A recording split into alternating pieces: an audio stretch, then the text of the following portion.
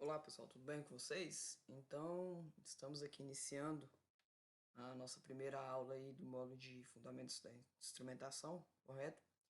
Esse aqui é o nosso módulo que nós vamos trabalhar aí durante 100 horas, os 33 dias, ok?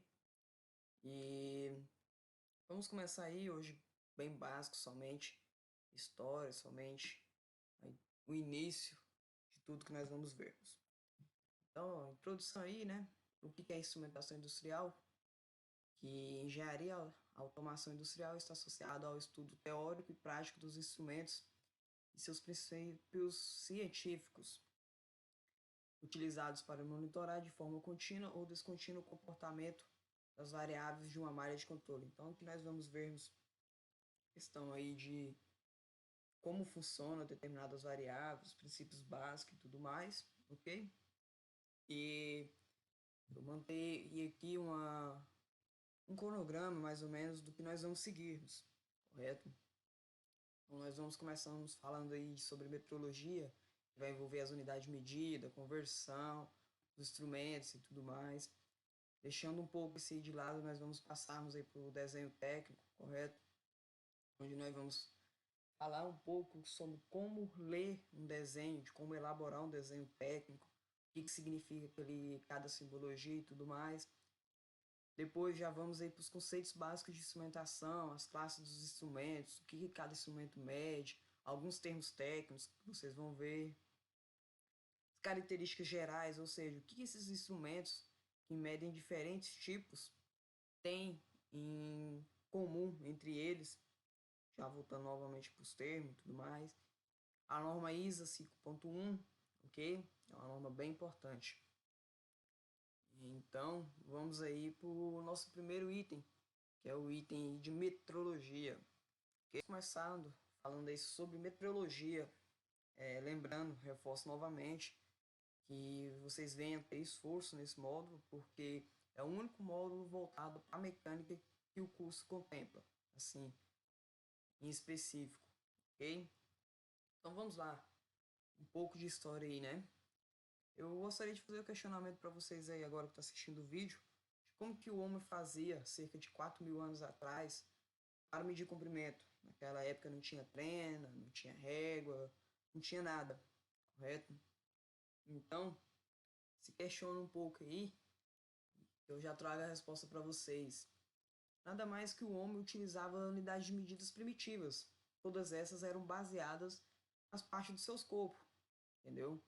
Pois esta era de forma universal. Então, independente se ele estava na Ásia, na Europa, na América, na África e tudo mais, as pessoas iam ter braços, iam ter pernas e tudo mais, ok? Então aqui eu tenho alguns exemplos, nós temos aí a polegada, que é uma das unidades de medidas mais conhecidas, que ela foi baseada na polegada de um rei, correto? Temos o palmo, temos o pé, temos aí a jarda, o passo e o braço. Então, esses são exemplos de unidades de medidas primitivas baseadas nas partes do corpo humano, ok? Algumas dessas medidas continuam sendo utilizadas até hoje. Um exemplo que eu citei é a polegada, que convertendo um sistema aí que vocês já estão conhecidos desde pequeno, que são centímetros e metros, uma polegada equivale a 2,54 centímetros, ok? Esse valor aqui, por favor, decorem ele. Vocês são obrigados a saberem esse valor de cor. Os meninos que já trabalham na área da mecânica e tudo mais, aí, que têm uma convivência com unidade de medidas, com certeza vão saber esse valor.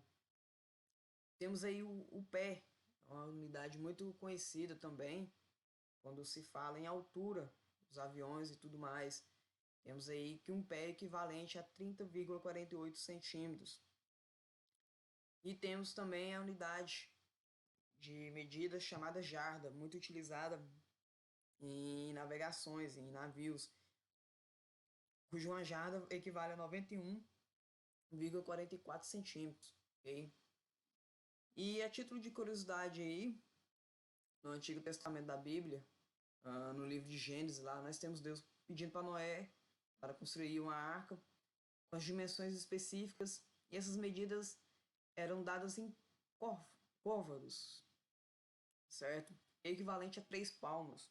Então, desde os tempos mais antigos, a humanidade já se vem criando coisas, criando equipamentos, tudo mais, com unidades de medidas específicas. Então, é algo bastante importante para vocês aí que vão trabalhar constantemente calibrando sensores, trabalhando com sensores, instalação e tudo mais. Tudo tem que ser bem específico. Correto. E depois de passar dessas unidades de medidas primitivas, se viu que as pessoas, diferente das suas regiões de nascimento, do seu gênero, será homem ou mulher, a sua idade e tudo mais, causava um grande impacto aí no antigo sistema de medida ali, que era que as pessoas têm tamanhos diferentes, ok? Então os egípcios, primeiramente, eles criaram uma unidade de medida, que era uma unidade de medida chamada cúbito, que ela era baseada ali no seu antebraço. Então, os egípcios utilizavam isso, porém, como citado no parágrafo acima, as pessoas têm tamanhos diferentes, então causavam desavenças. Então, através de uma nova versão, vamos falar assim, veio ali o cúbito padrão, que é equivalente a meio metro. Esse cúbito padrão foi criado, foi aceito e tudo mais. E como que se tornou padrão? Eles pegavam uma vara, cuja tinha esse tamanho, e saíam pregando essa vara em locais específicos dos templos e das casas, dos vilarejos e tudo. Então a pessoa ela queria saber ali se a vara dela, se o pedaço de madeira dela tinha esse cúbito, então ele ia até os locais oficiais cujam tinham essas varas para essa medição e olhavam se o tamanho deles, se a vara no qual a régua deles, vamos falar assim, estava de acordo com aquela que estava pregada, aquela que estava fixa ali para tirar de modelo para as outras. Então aí ficou conhecido como cúbito padrão, uma das primeiras padronizações de medidas que se tem em história. Ok?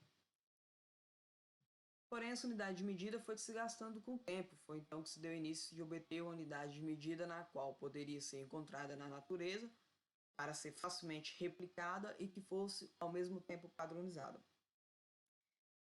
Por mais que tínhamos locais com o cúbito padrão para se tornar como gabarito para outras, com o tempo ia se desgastando, porque tinha madeiras ali e tudo mais, ia se desgastando e ia saindo fora do padrão, ok?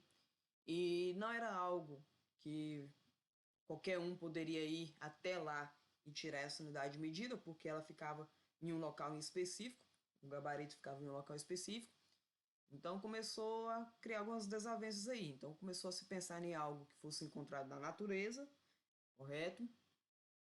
E que poderia ser algo mais resistente, correto? Outra exigência era que esta nova unidade de medida tivesse seus múltiplos e submúltiplos seguindo o sistema decimal. Então o sistema decimal já tinha sido inventado quando se deu por necessidade dessa nova unidade de medida, ok? Então, apresentado aí por matemático na França, no projeto que se transformou em lei em 8 de maio de 1790, estabelecia-se então que a nova unidade deveria ser igual à 10ª milionésima parte de um quarto do meridiano terrestre. Então, isso aqui é algo que é encontrado na natureza, certo? Que é o meridiano terrestre, é a divisão dele ali, ok? Então, essa nova unidade de medida ficou conhecida aí como metro. Vocês já conhecem, desde pequenos, já ouvem falar de metro, correto? Então, no Brasil, o sistema métrico ele foi implementado pela Lei Imperial número 1157, de 26 de junho de 1862. Estabeleceu-se, então, um prazo de 10 anos para que os padrões antigos fossem inteiramente substituídos. E hoje em dia, o órgão que é responsável por manter esses padrões e fiscalizar se está tudo dentro do tamanho é o Inmetro. Lembrando que no Inmetro eles têm laboratórios com temperaturas ideais e pressões ideais para se calcular se algo realmente tem 1 metro, ok? Então eles fazem isso dentro dos padrões, dentro dos laboratórios, com temperaturas e pressões, clima, tudo controlado para nada interferir, ok? E lançam no mercado e o mercado se baseia nesse valor. Então aqui nós temos nossos múltiplos e submúltiplos do metro. Vocês devem ter estudado em eletricidade básica questão de múltiplos e submúltiplos, sobre quilo, giga, mega, mili e tudo mais. Então nós temos a unidade fundamental, que é o metro. Então temos o decâmetro, que temos o símbolo dele, tudo mais, que é a 10 elevado a 1, o hectômetro, que é 10 elevado a 2, sucessivamente, até chegar lá em cima. Temos o giga também, termômetro e assim sucessivamente. Temos o decímetro, o centímetro também é outra unidade de medida muito conhecida, o milímetro também, o micômetro, o nanômetro, o picômetro e assim sucessivamente. Então nós temos aí nossos múltiplos e submúltiplos do metro, ok? Então, bem básica a introdução aí, tem umas atividades aí, eu gostaria que vocês realizassem ela no caderno, não precisam copiar os slides anteriores, porque esse aqui é um vídeo, então vocês vão ter acesso vitalício a isso, ok? Então, responda essas atividades, mandem lá no grupo da sala, que eu vou estar avaliando vocês, ok? Até amanhã.